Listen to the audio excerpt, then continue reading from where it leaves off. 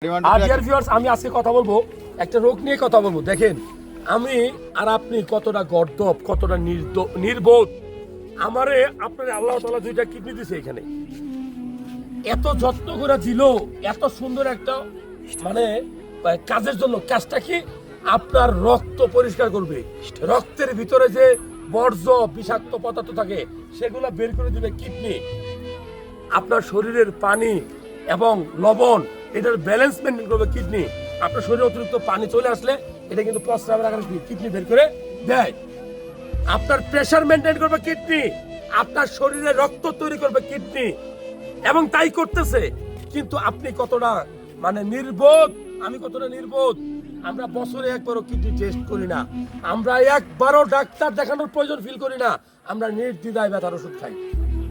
এত ব্যথার ওষুধ খাইছি যে কোনো হিসাব নাই, অথচ একটা ব্যথার ওষুধ আপনার কিডনি কেড়ে নিতে পারে। আপনি এতটা নির্বোধ যে কত লিটার পানি খাইতে হবে, পানি খাইলে আপনার কিডনি ভালো থাকে সেটাও আপনি জানেন না। আমি বলবো যে আপনার কিডনি ভালো আছে কিনা জানতে হলে আপনি অবশ্যই সিরাম ক্রিয়েটিনিন টেস্ট করবেন। কিডনির একটা গুরুত্বপূর্ণ টেস্ট, এই একটা টেস্ট করে আপনি বুঝবেন কিডনিটা ভালো আছে কিনা। ধরেন আপনার কিডনিটা খারাপ হয়ে গেছে, আপনি কিভাবে অনুমান করবেন, কি কি লক্ষণ খেয়াল করবেন?